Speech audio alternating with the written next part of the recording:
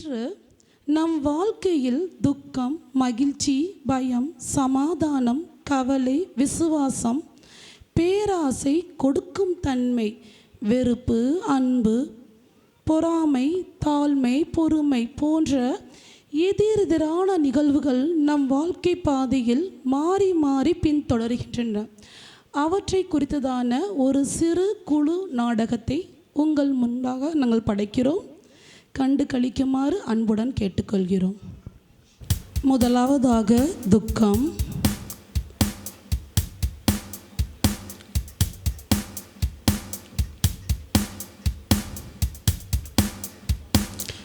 நாம் துக்கப்படும்போது பிசாசானவன் நம்மளை ஆளுகை செய்து கொண்டிருக்கிறான். நாம் எவ்வாறு இதை கொண்டு மீள்வது?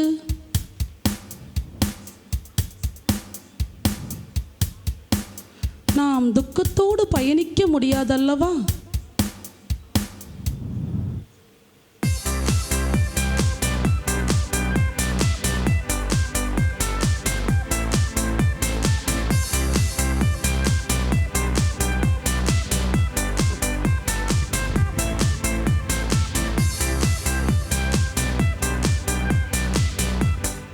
கர்த்தருக்குள் மகிழ்ச்சியாக இருப்பதே உங்களுடைய பலன்.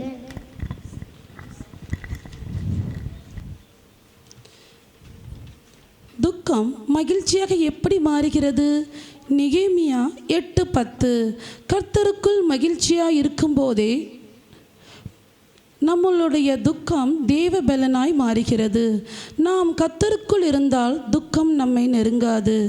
யோவான் 16:20 படி உங்கள் துக்கம் சந்தோஷமாக மாறும். நாம் கர்த்தருக்குள்ளாகும்போது நம்முடைய துக்கம் சந்தோஷமாக மாறும். அடுத்ததாக நமக்கு பயம். நம்மை எப்படி மேற்கொள்வது என்று நாம் தெரியாத நிலையில் வேத வசனம் நம்முடைய பயத்திலிருந்து நம்மளை நிற்கிறது.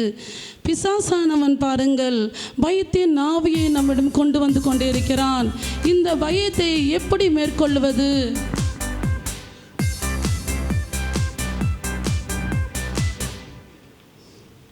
நாம் பயப்படும் போதும் துக்கப்படும் போதும் பிசாசானவன் நம்மளை ஆளுகை செய்து கொண்டிருக்கிறான் என்பதை நீங்கள் அறிந்து கொள்ளுங்கள். வேத வசனம் மாத்திரமே நம்மை அதிலிருந்து மீட்டுக்கொள்ள முடியும். தேவதூதனானவன் பயத்தின் ஆவியை போக்குவதற்காக நம்மளுடைய வந்து கொண்டிருக்கிறார். பயத்தை நீக்கி நமக்கு சமாதானத்தை தருவார். சமாதானம் உங்களுக்கு வைத்து போகிறேன், என்னுடைய சமாதானம் உங்களுக்கு கொடுக்கிறேன். யோவான் 17:27. ஆம், இரண்டாவது பயம். 2 தீமோத்தேயு 1:7. தேவன் நமக்கு பயமுள்ள ஆவியை கொடாமல் பலமும் அன்பும் தெளிந்த புத்தியுள்ள ஆவியை கொடுத்திருக்கிறார். ஆம் பிரியமானவர்களே, யோவான் 14:27 படி சமாதானத்தை உங்களுக்கு வைத்து போகிறேன், உங்கள் இருதயம் கலங்காமலும் பயப்படாமலும் இருப்பதாக. ஆம், நமக்கு பயமும் அன்பும் தெளிந்த புத்தியுமுள்ள ஆவியை தந்திருக்கிறார். நாம் அவருடைய ஆலோசனைகளை கேட்டறிந்து நடப்போம்.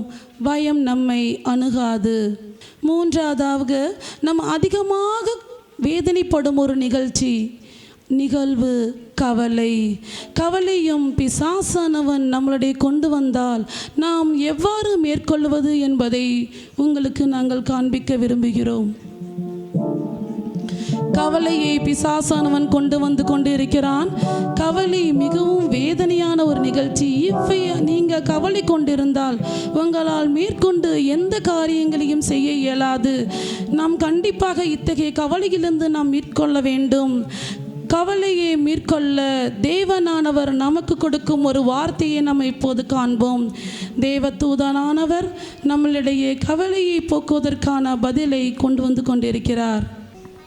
விசுவாசத்தினால் நீதிமான் பிழைப்பான். ரோமர் 1:17. ஆம், மூன்றாவது கவலை. 1 பேதுரு 5:7.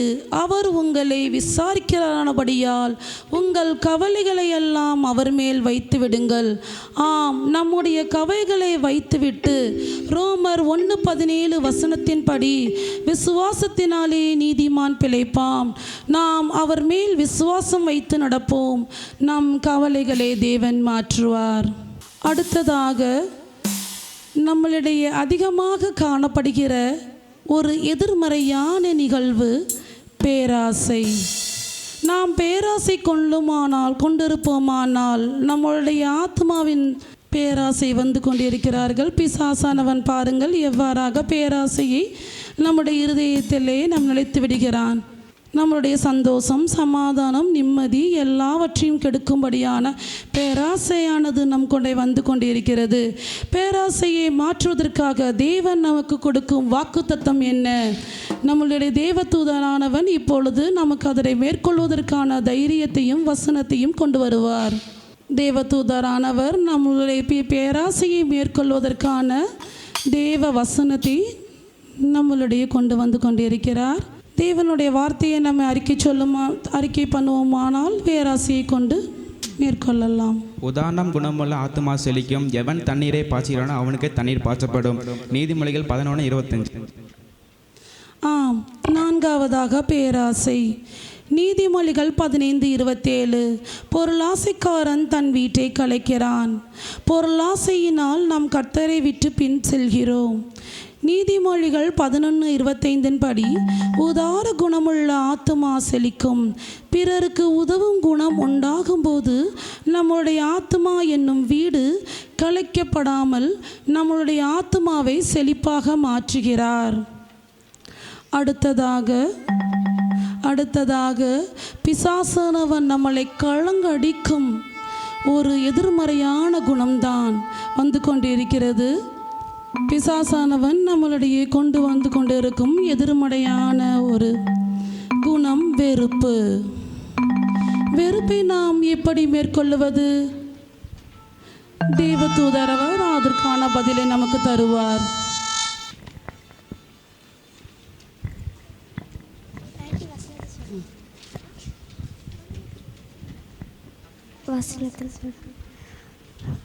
A new commandment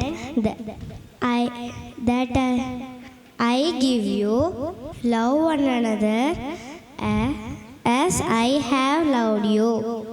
Love one another. Thank you. ஐந்தாவதாக வெறுப்பு. 1 யோவான் 4:20 சொல்லியபடி நாம் அன்பு கூறுகிறோம் என்று சொல்லியும் அன்பு கூறாமல், யோவான் 13:34 சொல்லியபடி அவருடைய கட்டளைகளை நாம் மீறுகிறோம். நாம் மற்றவரின் மீது உள்ள வெறுப்பை நீக்கி அன்பு கூறுவோமானால் அவர் நம்மில் அன்பு கூறுவார். ஆறாவதாக பெருமை. பிசாசானவன் நம்மளுடைய கொண்டு வந்திருக்கும் மற்றவர்களை பாதிக்கக்கூடிய எதிர்மறையான குணம்தான் இது. பெருமையை நாம் எப்படி மேற்கொள்வது? வேத வசனத்திலிருந்து தேவனானவர் நமக்கு அளிக்கும் வார்த்தையை நாம் பார்ப்போம். தேவதூதரானவர் அதற்கான வார்த்தையை கொண்டு வந்து கொண்டிருக்கிறார். நான் உன்னை பெரிய ஜாதியாக்கி உன்னை ஆசீர்வதித்து உன் பேரை பெருமைப்படுத்துவேன். ஆம், யாக்கோபு 4:6 வசனம் சொல்லுகிறது, பெருமை உள்ளவர்களுக்கு தேவன் எதிர்த்து நிற்கிறான். நாம் பெருமைப்படுவோமானால் நம்மை தாழ்த்தி கொண்டே போவார். யாக்கோபு 4:10 படி நாம் கர்த்தருக்கு முன்பாக தாழ்மைப்படும்போது அவர் நம்மை உயர்த்துவார். நம் 6 எதிர்மறையான குணங்களை பார்த்தோம் இல்லையா? ஆம் பிரியமானவர்களே, கர்த்தருக்குள் நாம் அவருடைய வசனத்தை கைக்கொண்டு நடக்கும்போது பிசாசானவன் உருவாக்குகிறதான துக்கம், பயம், கவலை, வெறுப்பு, பேராசை, பெருமை இவை யாவற்றையும் கர்த்தர் நீக்கி அன்பு, சமாதானம், மகிழ்ச்சி, விசுவாசம், பிறருக்கு உதவும் தன்மை, தாழ்மை இவற்றை நமக்கு தேவன் தந்தருளுவார். ஆமேன். அல்லேலூயா.